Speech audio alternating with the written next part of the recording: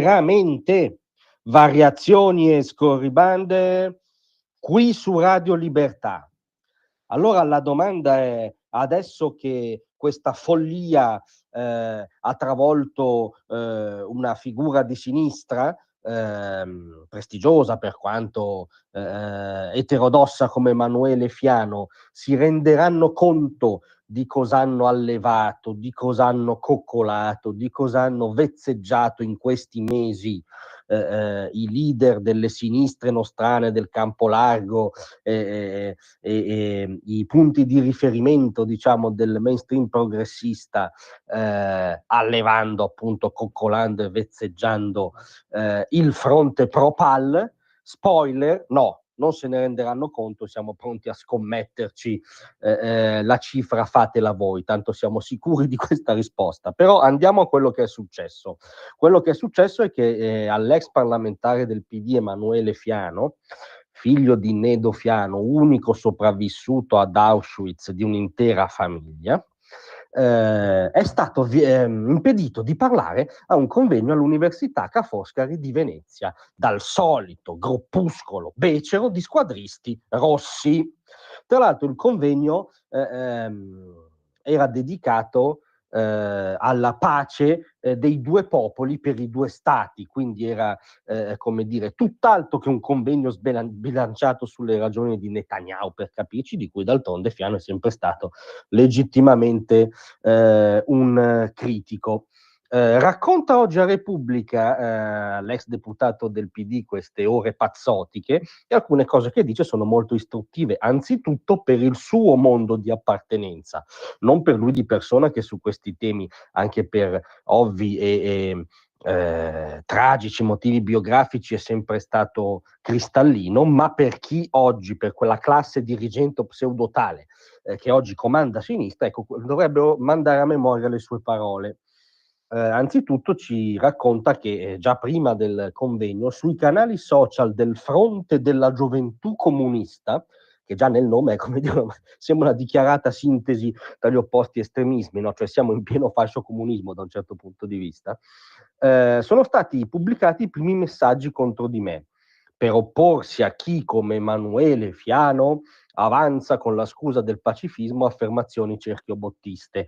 Le affermazioni cerchiobottiste sono quelle per cui anche lo Stato degli ebrei avrebbe un suo diritto a esistere, per questa gentaglia, per questi squadristi di sinistra.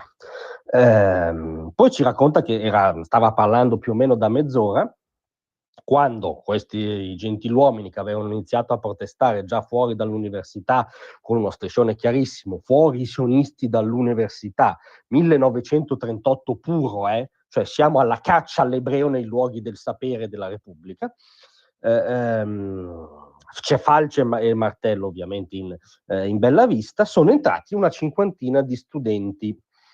Poi sono saliti, racconta Fiano, alcuni si sono messi intorno alla cattedra, altri hanno iniziato a urlare dal fondo dell'aula. Il leader del gruppo ha cominciato a leggere al microfono un discorso, che poi sarà stata una serie di rutti intellettuali, una serie di insulti al sionista, immaginiamo. Cosa le hanno detto? Hanno ignorato che ho sempre condannato Netanyahu.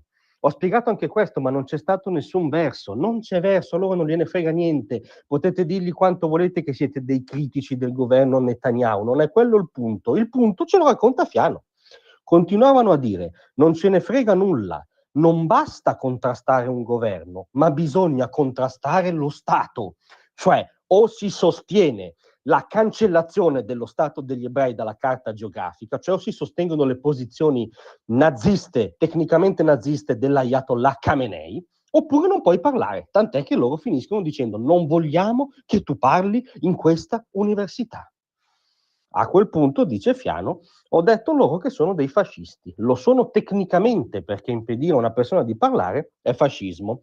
E ha assolutamente ragione. Aggiungiamo noi, è un atto di totalitarismo intellettuale, è anche comunismo, impedire a una persona di parlare, è anche islamismo, è una azione che connota qualunque ideologia totalitaria, fascismo compreso sicuramente. Tra l'altro c'è questa tragica beffa del cortocircuito biografico che si è trovato a vivere Fiano, per cui racconta il pensiero: è andato subito ai miei genitori, L'ultima volta che hanno espulso un fiano da un luogo di studio è stato nel 1938, appunto, con mio padre. Loro erano lì a parlare di pace tra due popoli, di due stati, ma tutto questo non interessava a quella teppaglia squadrista che ha impedito a Fiano di esercitare il suo diritto costituzionale alla libertà di parola. Allora, fatto salvo che la solidarietà ovviamente a Fiano da parte nostra è integrale, ma gli attuali leader del suo campo d'appartenenza, diciamo, la signorina Elly Schlein, l'avvocato Giuseppe Conte, tutta questa classe dirigente o digerente che in questi mesi ha inseguito le piazze Propal, si è fatta dettare l'agenda dalle piazze Propal, ha ripetuto acriticamente il mantra del genocidio, delle azioni dello Stato degli ebrei come criminali, si è schiacciata in modo totalmente acritico sull'agenda di gentiluomini tipo questi, tipo quelli che hanno sfrattato Fiano dall'università, perché questo è stato il linguaggio della sinistra istituzionale, non solo del fronte della gioventù comunista, il becero copia e incolla delle più becere piazze pro-pal estremiste e antagoniste. Ebbene, ora che ha una figura di spicco comunque del mondo di sinistra, la parlamentare del PD a lungo negli organismi del partito, è stato negato il diritto di parola. Faranno questi signori e queste signore una vaghissima autocritica, si interrogheranno sul fatto che forse non è un capolavoro culturale farsi dettare l'agenda dagli squadristi pro-pal. Ripetiamo lo spoiler, no, siamo strasicuri che non faranno autocritica nemmeno questa volta. Grazie a tutti, vi aspetto stasera alle 18.